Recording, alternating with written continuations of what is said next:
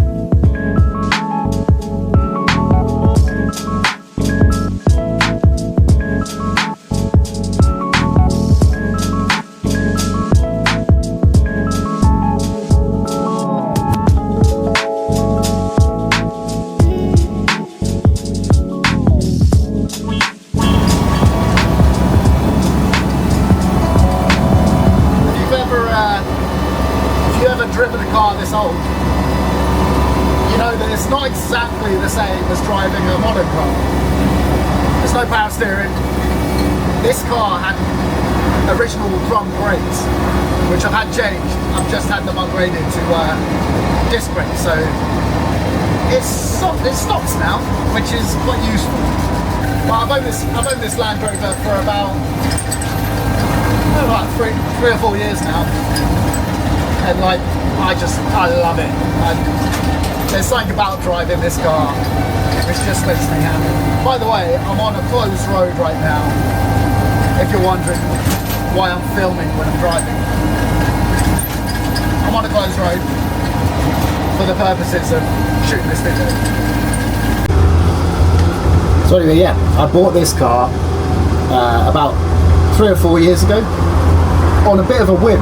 I was looking for a Land Rover to do as a project, and it was quite tricky, right? It was quite tricky to find a car that was going to be suitable.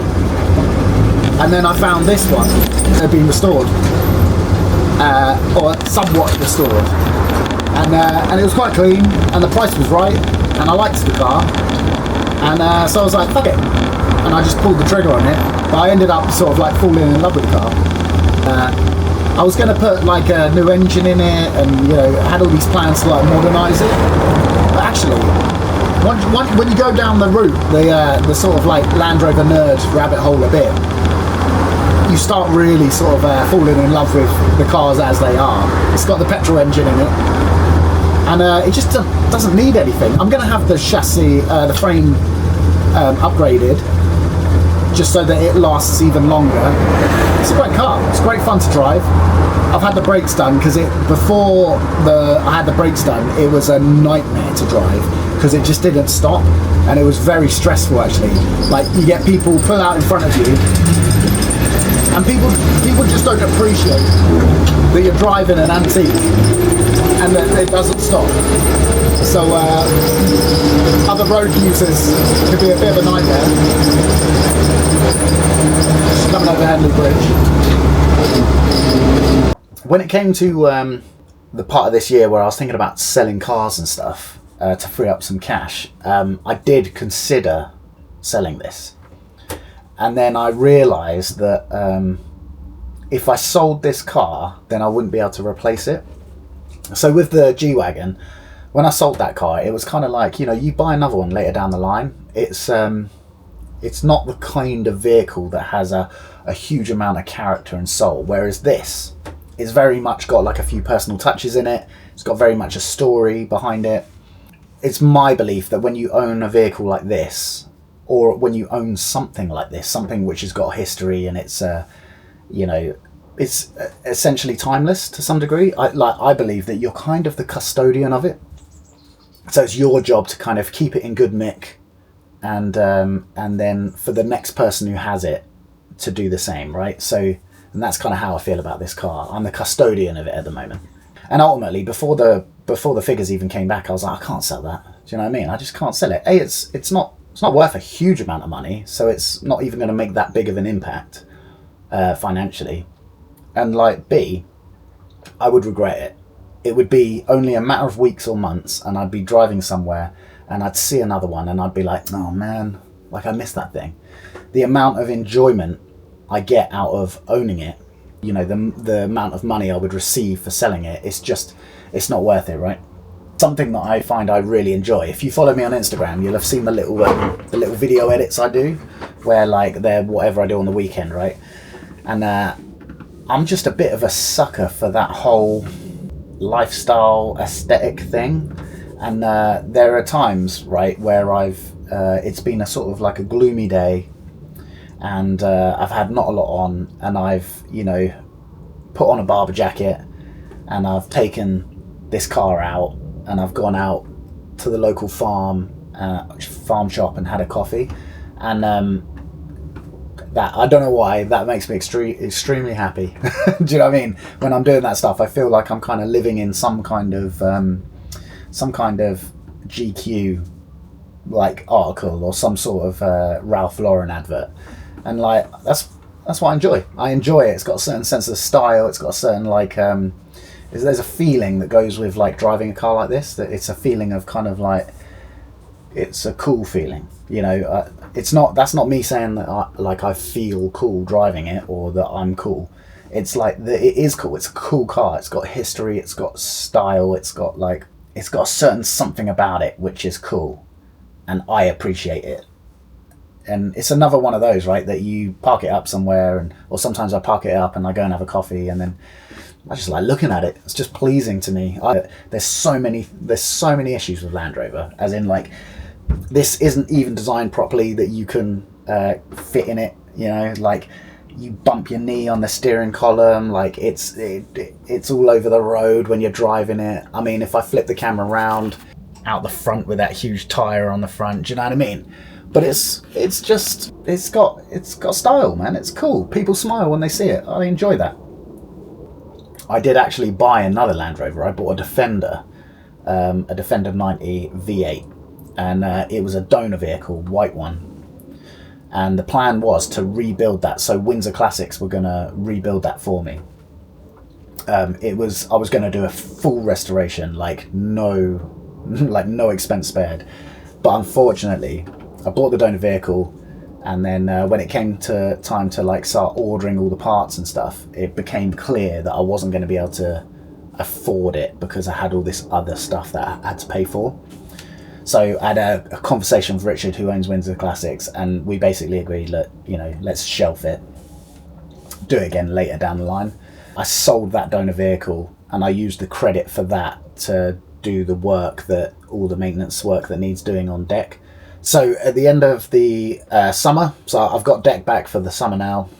I'll drive it for the whole of the summer, and then at the end of the summer, so it'll go back to Windsor Classics, and he's having a new frame, and I believe it's like a new steering box, and a few other little like maintenance bits.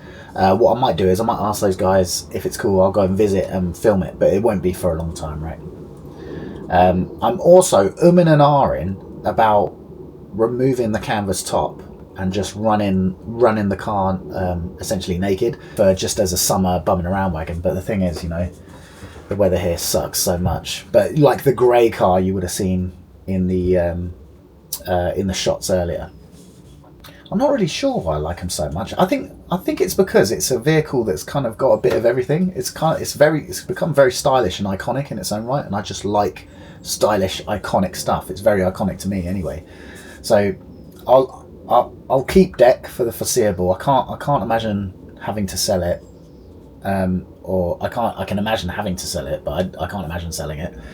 And then my plan is that I will do another one. I'll do a full restoration one, maybe a Defender, if not another series, but like a full restoration. I'd like ideally to do 2. I'd like one in the UK and then one in Dubai. That, you know, because that's my ultimate goal, is to live across like a couple of countries. To have one in each would be cool. But I like a really cool like beach wagon version of one in a bit of a cooler colour, or like a bit more of a Larry colour, like an orange. I think that'd be really cool. The other one we were talking about doing, the project one, we were talking about doing in McLaren orange with a V8 motor, straight pipes, and like a I was talking to them about maybe doing like a camo interior, something just really gnarly. But you know, so I'd like to do that in the future. That would be a real cool project for me. It would be like a custom Land Rover. So, you know, keep working hard, keep making money, and potentially that could happen. But the other thing that's really fun about vehicles like this is when you're driving them, you have to be present. Like, it's like jiu-jitsu. You're nowhere else when you're doing jiu-jitsu. You're there. You're very present. And it's the same when you're driving a vehicle like this. Same when you're riding motorcycles. You tend not to drift off. You tend to stay very focused on what you're doing. And cars like this, you got to kind of concentrate, right? I mean, although I've had the brakes done now and it's a different experience driving it, you've got to stay on your ones and twos. Remember what gear you're in, paying attention. Like, you got to keep it on the road, you know. And I really enjoy that aspect, and that's why when I drive it, it's a nice thing. It's there's an element of escapism there, and which is fun to do. And that's what us blokes essentially like doing. They're just toys, and we like essentially just playing with the toys, right? So yeah, that's it. This is Deck. What I'll do is I'll take you out and I'll give you a little walk around because I'm outside, and so you can see him. And yeah, I'll keep you posted on the next project one. If you like this kind of content, which is like a bit different, you know, then let me know in the comments below. Make sure you're subscribed and like the video. And if you're not following me on Instagram, then follow me on Instagram. It'll be linked below, Tom Ford Online. I drop like little videos on cars and motorcycles and all that kind of stuff on there from time to time as well. So if you're interested in this kind of stuff, then make sure you give me a follow. But yes, until next time, peace. So here he is. He actually needs a bit of a clean.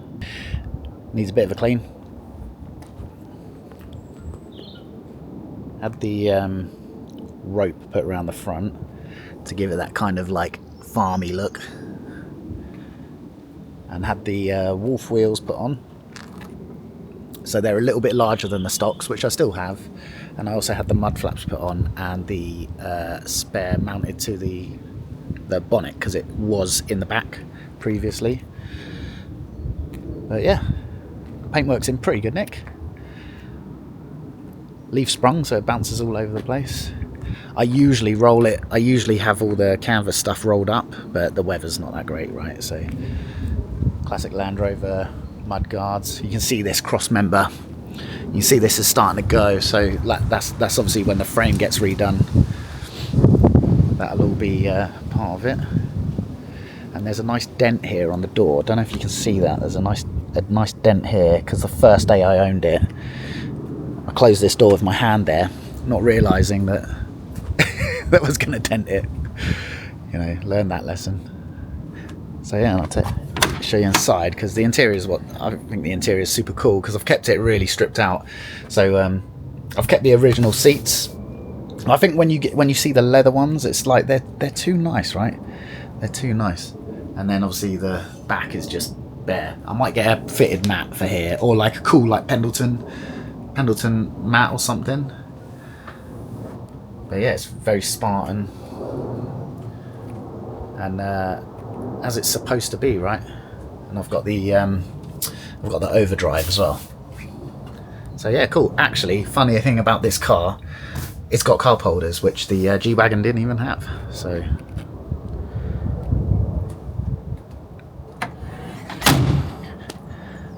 that's her. Love it.